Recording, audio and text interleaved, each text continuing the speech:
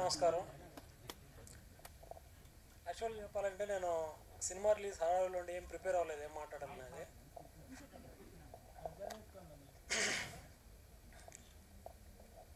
యాక్చువల్గా ఈ ఈవెంట్కి ఒక హీరో గెస్ట్గా వస్తే బాగుంటుంది అనుకున్నాం. చాలామందిని ట్రై చేసాం. లాస్ట్ మినిట్ వరకు ట్రై చేసాం కానీ ఎవరు పాసిబుల్ అవ్వలేదు. ఈరోజు క్యూబ్ కంటెంట్ లోడ్ చేసే ముందు నైట్ 12 గంటలకు నేను సినిమా చూశాను. 2 గంటలకు షో పూర్తయింది. 2:30కి నాకు అనిపించింది ఈ సినిమాకి ఏ గెస్ట్ ఎక్కర్లేదు, దీన్ని ఎవరు ప్రమోట్ చేయాల్సిన పని లేదు, కంటెంట్ని నమ్ముకున్నాం, కంటెంట్ ఖచ్చితంగా జనాల్లోకి వెళ్తుందని నమ్మకంతో నిద్రపోయారు 2:30కి. నేను చైత్ర గురించి చెప్పాలంటే నేనేం నమ్ముతానంటే యాజ్ అ డైరెక్టర్గా గొప్ప కథ చెప్పడం కంటే ఒక మనిషికి ఎంత మంచి క్యారెక్టర్ ఉంటే అది అంత అతని కథ అంత గొప్పగా ఉంటుంది. సో నేను కంప్లీట్లీ జైత్ర అనే క్యారెక్టర్ మీద ఎక్కువ ఫోకస్ పెట్టాను. ఆ జైత్ర మిమ్మల్ని ఎంటర్టైన్ చేస్తుంది, ఎమోషన్ గురి చేస్తుంది. సో ఒక మాటలో జైత్ర క్యారెక్టర్ గురించి చెప్పాలంటే, కాలి కింద ఉన్న మట్టిని అమ్మలా ప్రేమిస్తే వాడి క్యారెక్టర్ ఆకాశం అంత ఎత్తులో ఉంటుంది. అదే ఒక మాటలో చెప్పాలంటే జైత్ర క్యారెక్టర్. సో ఇది కంప్లీట్లీ ఒక కైండ్ ఆఫ్ తోటరాముడు కైండ్ ఆఫ్ క్యారెక్టర్ జైత్ర అనేది. అలాంటి తోటరాముడు అబ్బాయి జీవితంలోకి ఒక రాజకుమార్ లాంటి అమ్మాయి వస్తే ఆ తోటరాముడికి ఈ రాజకుమార్ ఎలా కనెక్ట్ అయిందనేది బేసిక్ ప్లాట్. బట్ ఆ రాజకుమారి తోటరాముడి మధ్య జర్నీ అయితే మిమ్మల్ని అందరినీ ఎంటర్టైన్ చేస్తుంది. సో ఈ కంటెంట్ ఇంత బాగా వచ్చింది, మంచి రెస్పాన్స్ ఉంది. నేనేదో చేశాను అనుకుంటున్నా కానీ మా టెక్నీషియన్స్ నాకు అందరూ పిల్లర్స్లా నిలబడ్డారు. మా ఫణి కళ్యాణ్ గారు కానీ, మా విప్లవ్ గారు, మోహన్ అన్న, మా ప్రొడ్యూసర్ గారు, మా హీరోయిన్. ఒక మాటలో చెప్పాలంటే నేను ఏదైతే క్యారెక్టర్ వాళ్ళకి ఎక్స్ప్లెయిన్ చేసిన తర్వాత ఆ లుక్కుల్లోకి వాళ్ళు మారిపోయారు. సో రోహిణి అయితే తన కాస్ట్యూమ్స్ తనే డిజైన్ చేసుకుంది. సో కంప్లీట్లీ రోహిణి రేచల్ నుంచి దాక్షాయణిగా మారడానికి ఏమేమి జాగ్రత్తగా కావాలో అన్నీ తీసుకుంటాను. సన్నీ గారు అయితే ఆ స్లాంగ్ని పట్టుకోవడానికి చాలా హార్డ్ వర్క్ చేశారు. ఒక మాటలో చెప్పాలంటే నాకు సన్నీ నవీన్, రోహిణి రేచల్ ఎక్కడా కనపడలేదు. జైత్ర, దాక్షాయణి 2 క్యారెక్టర్స్ మాత్రమే కనపడ్డాయి. జైత్ర ప్రాసెస్లో నేను అత్యంత ఎక్కువ సార్లు కోపం తెచ్చుకున్న వ్యక్తి మా ప్రొడ్యూసర్ గారు. కానీ ఎక్కువ ప్రేమించి లాస్ట్ వరకు నాతో నిలబడిన ఒకే ఒక మనిషి ఆయన. సో నేను లాస్ట్ ఈవెంట్లో కూడా చెప్పాను, నేను వెళ్ళి ఇండస్ట్రీకి వెళ్ళి డైరెక్టర్ అవుతానంటే నా దగ్గర వాళ్ళు కూడా నమ్మలేదు. నిజం చెప్పాలంటే ఫ్యామిలీ మెంబర్స్ కూడా నమ్మరు. నేను ఆయన కథ చెప్పిన తర్వాత నేను డల్ అయినా కూడా ఆయన ఏదో మనం గొప్ప సినిమా తీయబోతున్నాం అని ట్రాన్స్లేట్ తీసుకెళ్ళిపోయాడు ఆయన. సో ఫైనల్గా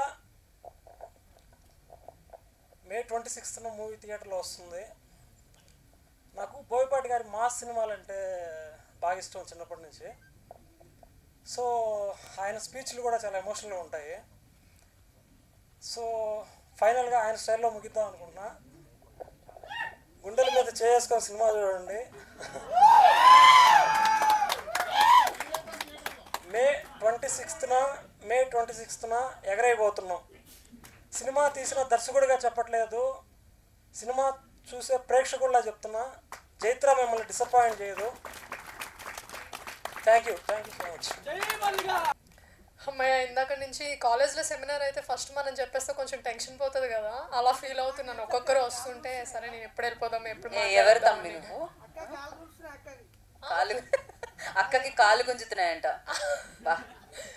ఓకే, మీకు టీజర్ నచ్చిందా?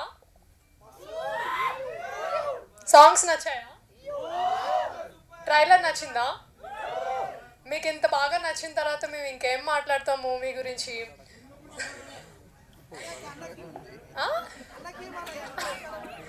వాళ్ళు బ్యాక్ బెంచ్ లో ఉండేవాళ్ళు వాళ్ళందరూ. నేను ఏ మాట మాట్లాడినా వెనక్కి వస్తుంటది ఇట్లా. నేను కూడా బ్యాక్ బెంచ్ స్టూడెంట్ని. చూడండి అది. సో ప్రొడ్యూసర్ గారు, డైరెక్టర్ గారు, ఇలాంటి ప్రొడ్యూసర్ ఇలాంటి డైరెక్టర్ ఉండేటప్పుడు తెలుగు అమ్మాయిలు చాలామంది వస్తారు. ఇందాక ఎంఎస్ చెప్పినట్టు బిహేవియర్, క్యారెక్టర్ అనేది సినిమాల్లో వర్క్ చేసే వాళ్ళకి చాలా ఇంపార్టెంట్. అది టీంలో వర్క్ చేసిన ప్రతి ఒక్కరికి ఉంది. చాలా హానెస్ట్గా అటెంప్ట్ చేశారు. మీకు అంతా నచ్చింది, టీజర్, సాంగ్స్, ట్రైలరు అంతా. సినిమా కూడా నచ్చుతుంది. తోటగారు అసలు సెట్లో మమ్మల్ని ఎంత బాగా తోటగారు మీరు కూడా బ్యాక్ బెంచరా? తోటగారు మీ తోటలో మామిడికాయలు ఏమన్నా పంచారా ఏంటి సమ్మర్ సీజన్లో? మామూలుగా అరవట్లేదుగా మీ పేరు తీయగానే. ఎనీవేస్ చాలా హ్యాపీ. ఇక్కడ యాంకరింగ్ చేస్తున్న మీరు చాలా పాజిటివ్గా మాట్లాడారు. ఫస్ట్ నుంచి అబ్జర్వ్ చేస్తున్నాను. సరే యాంకరింగ్ చేస్తున్నారు కదా, పక్కకి వెళ్ళిపోయి ఇంకేమైనా నార్మల్గా ఫోన్ చూసుకుంటారేమో, ఏదో సంథింగ్ ఇంట్రెస్ట్ లేనట్టు. అమ్మాయి ఫోకస్ అంతా నా మీద ఉండిందా? అంటే మీరే కదా స్టేజ్ మీద నిల్చొని ప్రతి కాంప్లిమెంట్ ఇస్తూ మాట్లాడుతున్నారు. సో మీరు ఎంత జెన్యున్గా ఉన్నారో చూద్దామని చెప్పి అబ్జర్వ్ చేశా. సో ఆమె అక్కడ డార్క్ కూర్చొని కూడా మొత్తం చూస్తున్నారు. 2 times ట్రైలర్ ప్లే అయింది, 2 times కూడా చూసారు. చాలా జెన్యున్గా పాజిటివ్గా మాట్లాడారు. సో ఇక్కడున్న అట్మాస్ఫియర్ అంతా చాలా పాజిటివ్ ఎనర్జీతో ఉంది. అంతే పాజిటివ్ ఎనర్జీ మా సినిమాని హిట్ చేయాలి అని చెప్పి కోరుకుంటున్నాను. అండ్ ఇంకొకటి, ఎల్వి ప్రసాద్ దగ్గర చెప్తారు కదా, సమ్మర్లో పూస్తుంది మళ్ళీ, చూడాలనిపిస్తుంది చైత్ర మళ్ళీ మళ్ళీ. Okay, thank you so much. అంటే అది ఐమాక్స్. సో మాట్లాడే ముందు అంటే అందరు అదే అడిగేశారు అండ్ గీతా గారు కూడా చాలాసార్లు చెప్పారు. కానీ నేను మొదట ఫస్ట్ అడుగుదాం అనుకుంది, అంటే లైక్ ఈవెంట్ స్టార్ట్ అవ్వకముందే నేను గీతా గారిని అడుగుదాం అనుకున్నా. లైక్ వన్స్ ఒక్కసారి మొత్తం అంతా చూసేసిన తర్వాత, లెక్కలేనన్ని ఈవెంట్స్ హోస్ట్ చేస్తుంటారు మీరు, జెన్యున్గా మీకు ఏమనిపించింది? లైక్ ఎలా అనిపించింది ట్రైలర్? మీకు నచ్చిందా? యాక్చువల్లీ కొన్ని ట్రైలర్లకి మనం ప్రిపేర్ అయ్యి మాట్లాడుతూ ఉంటాం కదా. బేసిక్గా మీ ట్రైలర్ చూసిన తర్వాత ప్రిపేర్ అవ్వాల్సిన అవసరం రాలేదు. అంటే దానికి అర్థమైంది కదా, మాటలు ఆటోమేటిక్గా.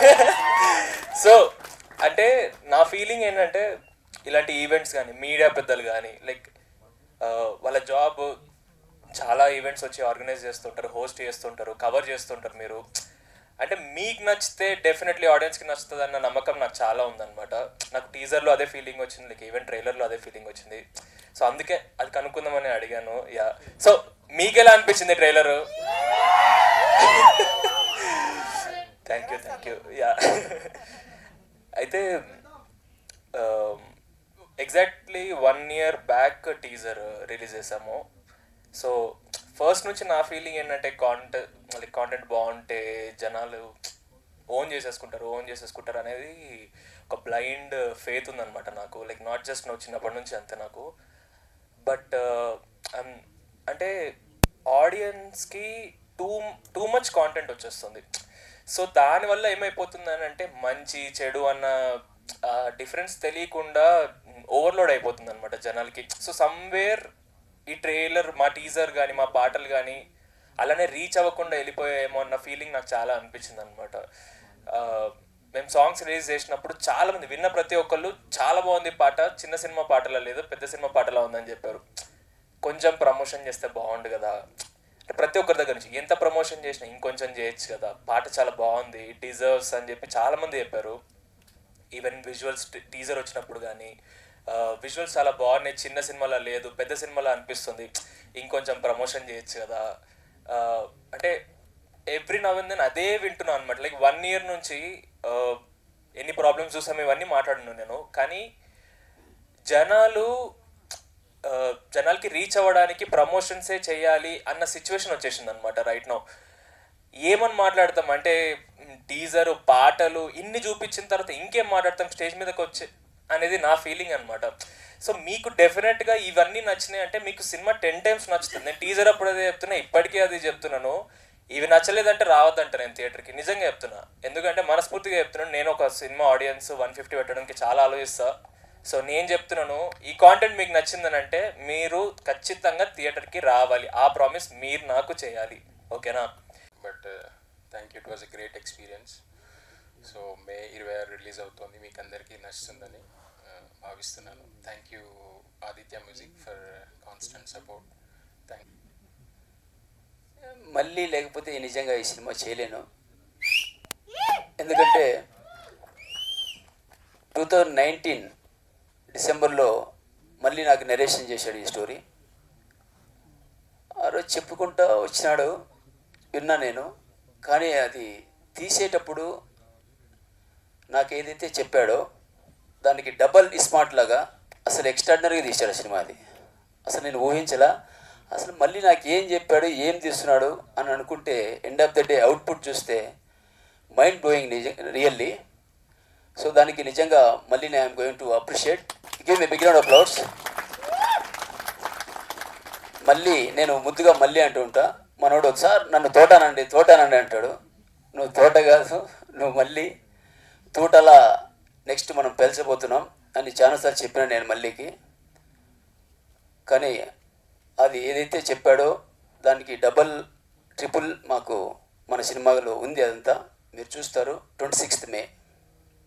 ఇకపోతే శిశుర్వేత్తి పశుర్వేత్తి వేత్తి గానం రసం పని అని మన స్వరకర్త Phani Kalyan sir extraordinary music ఇచ్చారు. I'm thankful to Phani sir. Thank you so much. మేము ఆ రోజు ఆయనతో చెప్పింది కూడా అదే, మాకు ఒక మంచి సాంగ్స్ కావాలి సార్ అని మళ్ళీ చాలా తపన పడ్డాడు పాటల కోసం. ఇద్దరం కూర్చొని ఆలోచించుకొని మనం చేసేది ఒక చిన్న సినిమా, దీని కంటెంట్ ఉంటే ఇదే మన హీరో అని మేము దాని మీద నమ్మకంతో ఆ పాటల కోసం ఆ యాస మళ్ళీ దగ్గర ఒక 1000 పదాలు సేకరించి మన రాయలసీమలో ఉన్నటువంటి పదాలన్నీ కూడా నంబర్ ఆఫ్ బుక్స్ అన్నీ చదివి మనోడు దాన్ని తయారు చేసి దగ్గర ఒక 8 months ప్రీ ప్రొడక్షన్ చేసినాం.